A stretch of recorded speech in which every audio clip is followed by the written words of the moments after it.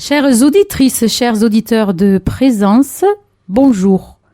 Eh bien, nous avons la joie d'avoir pu retrouver Mathilde, qui a repris le chemin de nos studios pour continuer de nous enchanter avec les musiques qu'elle joue au violon, donc depuis 27 ans. Bon, sachant quand même qu'elle ne jouait pas dans le landau, mais il paraîtrait qu'elle avait attrapé le virus. Bon, qui n'était pas un virus médicalement dangereux quand elle était petite, très jeune, dans le landau et dans ses premières nuits d'enfance où elle refusait de dormir. Donc, à l'heure qu'il est, en soirée, nous pouvons continuer un petit peu là, sur Radio Présence, de ne pas dormir et de nous éveiller à cette musique traditionnelle que Mathilde nous a déclarée intergénérationnelle. C'est vous dire si c'est la mode. Oui, bonjour.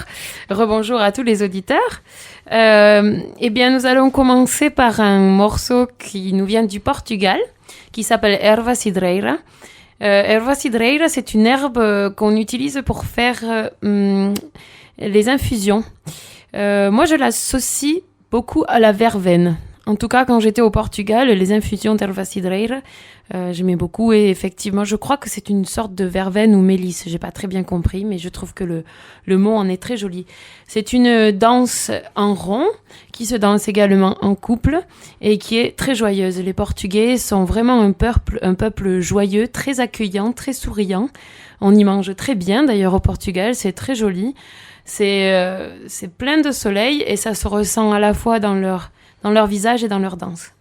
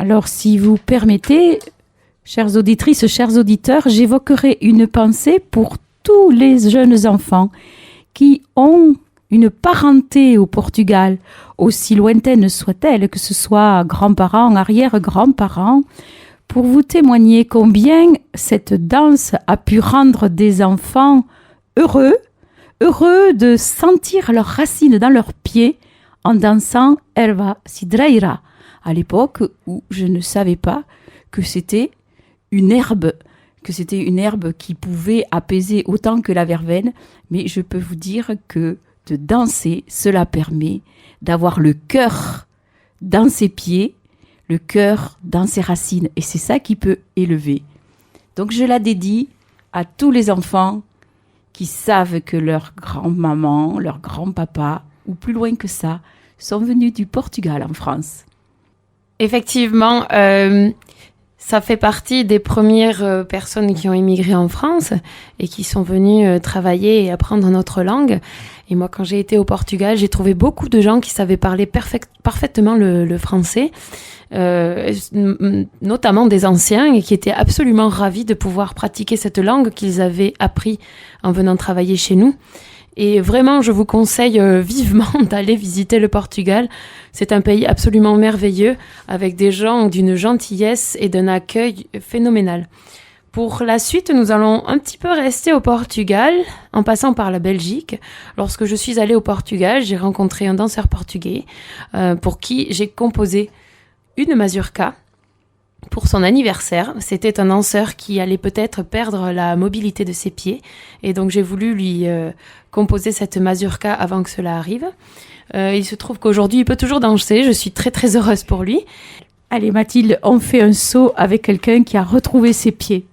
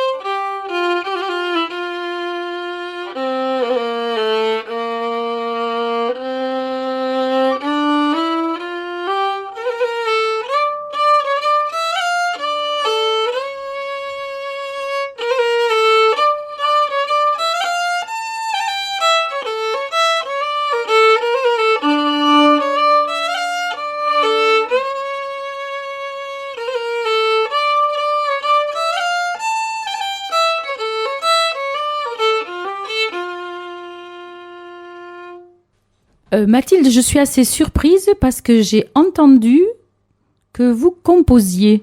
Oui, effectivement, Marie-Odile, ça m'arrive de temps en temps de composer.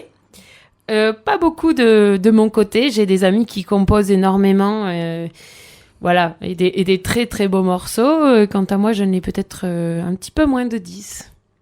Alors, ça paraît paradoxal parce que quand on se dit musique traditionnelle, on pourrait avoir l'image d'une musique qu'on est allé collecter, qui nous vient au moins des années 1800, où on peut s'imaginer avoir des représentations comme ça. Et là, il y a des jeunes qui composent. Qu'est-ce que ça a de traditionnel ? Alors, c'est justement un débat énorme qu'il y a dans le milieu. Est-ce que c'est traditionnel ? Est-ce que c'est folk ? Des petites guéguerres comme ça entre les gens qui disent ça c'est folk, ça c'est néo-trad, ça c'est trad, ça c'est machin, ça c'est truc.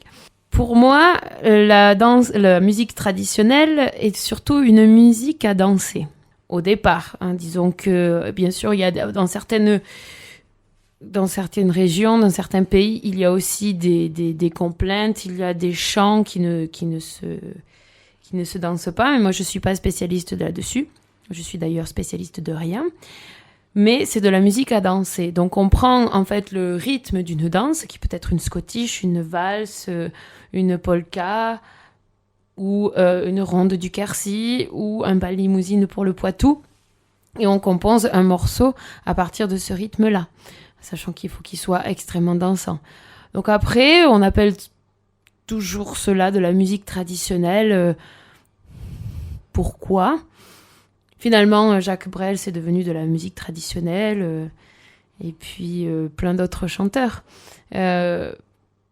J'avoue que là, il y a beaucoup de gens qui coulent de l'encre sur ce sujet-là. Le folk, le trad, le néo-trad. Alors, le néo-trad, c'est du traditionnel avec un peu de jazz dedans. Moi, je trouve que c'est bien que ça se mélange et que les gens aient des goûts différents et qu'après, on se rencontre. Je pense que c'est le plus important. Donc peut-être que sur Présence, nous aurons l'occasion d'appeler quelques littéraires, peut-être pas Alain Rey quand même, mais de rechercher ce que c'est la tradition, parce que nous en avons besoin dans l'éducation de ce mot tradition, nous en avons besoin, les méthodes traditionnelles, que n'a-t-on pas dit sur les méthodes traditionnelles, nous en avons besoin dans notre église, la tradition, c'est quoi la tradition, qu'est-ce que c'est des tradis? Et là, bon, je m'essaierai moi juste un petit peu, sans faire Alain Rey, à me dire que ça traverse, c'est quand même de la transmission. Et dicio, c'est tout ce qui se dit, de tout ce qui nous traverse. Alors, on va peut-être pouvoir quand même continuer comme ça, avec ce petit point de vocabulaire et de définition par Mathilde, qu'on essaiera de travailler vraiment sur Présence, parce que ça paraît être une piste très intéressante. Et si nous pouvons continuer, Mathilde, ce sera avec quel morceau ? Alors, je vais continuer avec des compositions qui ne sont pas les miennes, qui sont celles d'un musicien qui fait de la vielle à roue. On appelle ça un vielliste, qui s'appelle Grégory Jolivet, que j'aime beaucoup. C'est quelqu'un qui a fait beaucoup de skate, notamment. Et il a écrit 2 Scottish qui sont absolument fabuleuses, qui s'appellent la Scottish urbaine et Sunshine. Alors Sunshine, c'est le lever du soleil. Et sur cette Scottish, j'ai un ami qui a fait du hip-hop, qui a dansé dessus. Et moi, j'aime beaucoup mélanger les styles. Et justement, dans la musique traditionnelle, je pense qu'on peut aussi mélanger, que ce soit... ce n'est pas que des bals avec des costumes de la préhistoire ou des années 1800. C'est aussi quelque chose de moderne. On va skater, Dimitri ? Avec plaisir, Marie-Odile.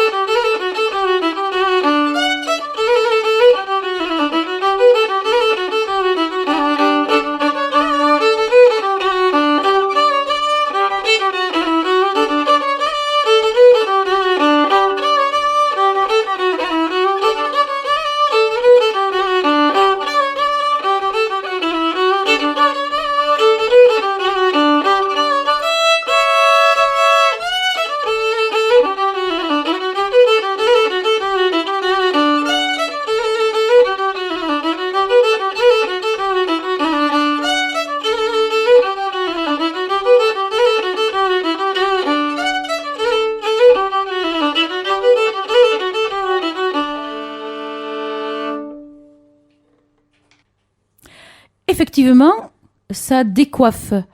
Donc, quel est le nom de ces danses qui sont, peut-être je vais dire à peu près, qui sont un mix entre le traditionnel ou qui sont ce traditionnel d'avenir, cette création traditionnelle.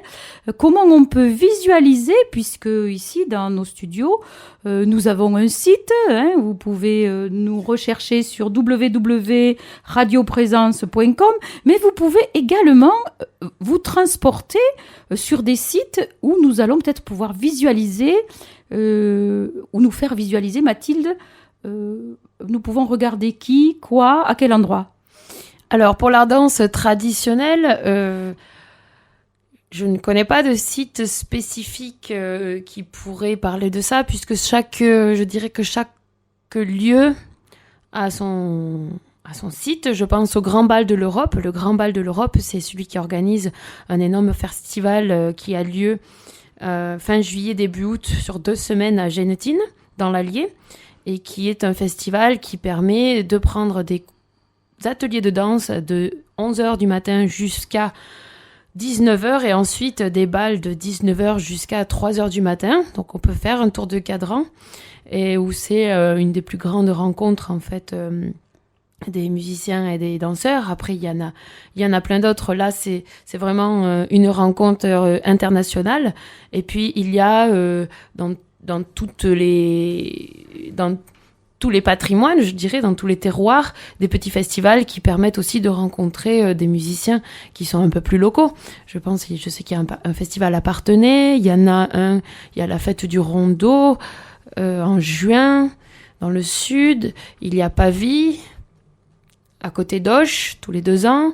Il y a toute une flopée de festivals traditionnels. On pourrait passer tout son été sur la route à danser à droite à gauche. Il y a au Puy-en-Velay, il y a les nuits basaltiques qui sont très bien. Il y a les volcaniques au Braillot. En Auvergne, pour apprendre à danser la bourrée. Voilà, ça c'est pour ce qui est musique et danse traditionnelle. Ensuite, moi, c'est vrai que j'ai mixé la danse traditionnelle avec la danse de la rue, parce que finalement, la danse traditionnelle se dansait aussi dans la rue, et avec le popping. Alors, le popping, ils ont les mêmes problématiques que nous en folk et en trad. Est-ce que du popping, c'est du hip-hop? Est-ce que le hip-hop, c'est du popping, etc. Le popping, ça s'écrit P-O-2-P-I-N-G. Vous pouvez regarder sur YouTube. Et c'est un artiste mexicain qui s'appelle Messier Valero, donc M-E-S-I-E. Valero, qui a dansé sur ma musique. Il a quelques vidéos sur YouTube, il a un canal YouTube, il a un Facebook. Il a essayé justement de mixer en fait sa danse avec la mienne, ce qui a été un sacré travail puisque les rythmes sont assez différents. Donc c'est la danse où on a l'impression que le corps peut complètement se scinder, pas se disloquer parce que c'est très harmonieux, mais on a l'impression que la main peut descendre du bras, que la tête peut glisser sur les épaules et que les pieds pourraient presque se tricoter entre eux, c'est ça? Effectivement, en fait, c'est une grande maîtrise de chaque partie du corps. Moi j'en fais du popping depuis 1 an et demi et c'est un vrai travail de savoir bouger sa tête mais pas forcément son cou, ses bras mais pas l'avant-bras mais pas forcément les épaules. Il y a une grande maîtrise du corps dans cette danse. Je vous conseille vivement d'aller faire un petit tour sur YouTube et de regarder ce que c'est. Alors je suis ravie parce que nous avons tout l'avenir devant nous. Ici, dans les studios de Présence Figeac, pour nous initier, tout en enregistrant, au popping, au hip-hop, la danse traditionnelle, la néo-ancienne, la néo-nouvelle, et dans ce petit mix que vous nous proposez, Mathilde, et dans cet élargissement de nos horizons ici, vraiment dans cette émission musique traditionnelle, eh bien nous allons vous demander ce que vous nous présentez maintenant, en nous attendant encore à des merveilles. Alors la merveille suivante se trouve en Poitou. J'ai récemment découvert les musiques et les danses du Poitou. Je suis loin de tout savoir. Avec un bal limousine que j'aime beaucoup et qui est interprété notamment par un groupe que j'aime beaucoup qui s'appelle Tchak Boom. 3 musiciens qui sont vraiment ancrés dans dans la tradition, mais aussi dans autre chose, c'est-à-dire qu'ils ont vu d'autres horizons, ce qui leur permet à la fois d'interpréter les musiques du Poitou avec une grande précision et une grande énergie, mais aussi d'y apporter autre chose.